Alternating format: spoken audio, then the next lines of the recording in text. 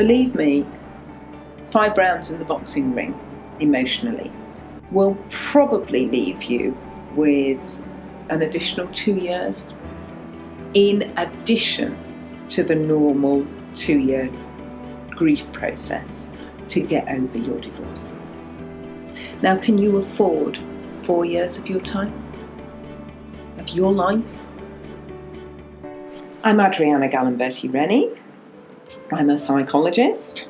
I guess I straddle both an understanding of corporate worlds and corporate needs with my understanding of the individual and their psychological inner world. And it's about bringing those two together to create real resilience, both in teams, but actually in individuals who work within those teams. One of the things that I think is absolutely essential here for employers is to understand the cost-benefit analysis when you have employees going through a separation or a divorce. The cost of people taking time off work, maybe because they have to pick up their children, maybe because they're having a duvet day because they can't actually bear to come in. Nothing to do with work, but to do with what's going on in their private lives. And then there's the other cost to you of their productivity. The reality might be that you don't even know, but your line manager doesn't even know that the colleague in that department is actually going through a separation.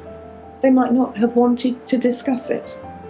It might well be that word gets round on the grapevine when maybe they've taken their 3rd day off, or when you've got your 2nd stress-related sick note, which is more often the case.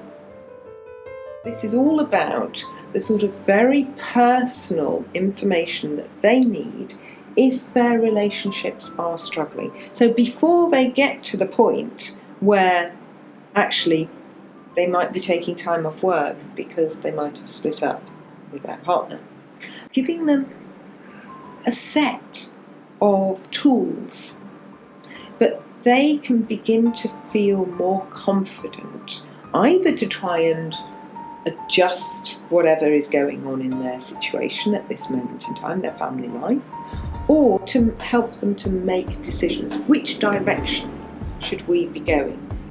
But the end game to an employer is resilience. The end game to me as a psychologist is also resilience. And most people are fine in their abilities to function. They just need a little bit of a stepping stone in certain areas. And those stepping stones are crucial to the continuing journey. Because who wants to be stuck?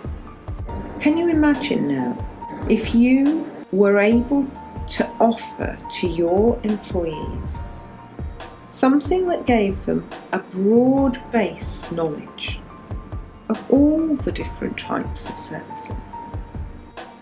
Imagine what it might look like if, because your employees had access to this and they made different choices, they didn't therefore have additional upset to deal with at the end of their relationship.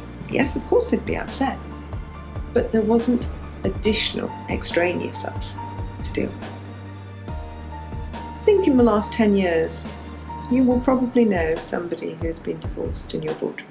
What was the impact of that on your business? How was it hidden? How did they divorce? Did they get help? What might it be like in the next 10 years when the next person in that same boardroom gets divorced or separates from somebody who they've been in a committed relationship with? And instead of going down the traditional route, they choose something else.